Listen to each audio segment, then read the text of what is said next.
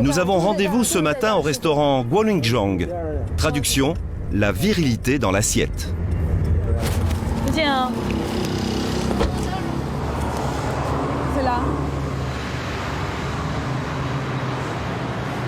Pas encore ouvert. Viens voir les caractères.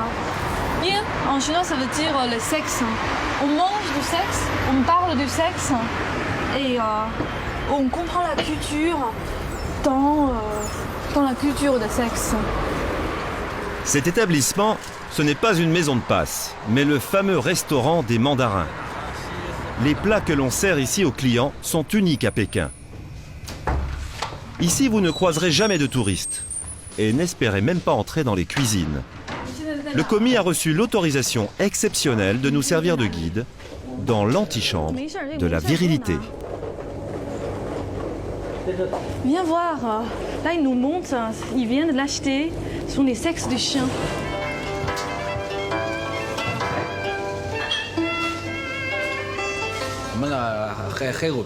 Nous avons beaucoup de variétés de sexes de chiens. Et vous avez toutes les races? Oui, tout à fait. De toutes les races. Il y a le chien noir, il y a le chien jaune, il y a toutes les races. Et d'où viennent ces chiens? On les achète un peu partout, aux quatre coins de la Chine. Et ce n'est pas fini, car il y a d'autres spécialités. Ça, c'est du pénis de bœuf, et ça, du pénis de cerf. C'est votre spécialité ici? Le pénis de cerf? Oui, c'est ce qu'il y a de meilleur. Cette fois, notre commis va fouiller au fond du congélateur pour nous montrer avec fierté le sexe qui, à ses yeux, est le plus spectaculaire. Un pénis de cheval. Ça, c'est le plus gros sexe que nous cuisinons ici. Ce soir, une dizaine de convives ont commandé cette spécialité. Une fois déballé, l'engin incite peu à la dégustation. Quand il sera complètement décongelé, le pénis va s'allonger encore. Les plats préparés dans le restaurant viril font partie d'une tradition en Chine qui remonte au IVe siècle.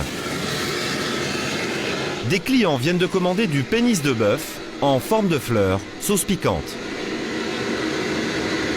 D'autres plus riches, des hommes de pouvoir en passe de signer un gros contrat, n'ont pas lésiné sur les moyens.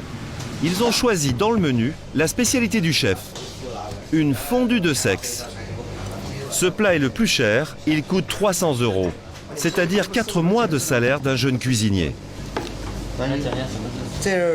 Il y a du pénis de cerf, des testicules de bœuf, un pénis de mouton, et ça, c'est un sexe de chien avec son cartilage. C'est le plat qui a fait la renommée de la maison. Les clients qui viennent ici sont des hauts dignitaires du Parti communiste ou des milliardaires. La discrétion est donc de rigueur. Ce soir, 2 couples sont venus découvrir les subtilités de cette cuisine de l'éternelle jeunesse. Madame a entraîné son mari dans ce restaurant pour son anniversaire. C'est la première fois qu'il goûte à ce genre de cuisine.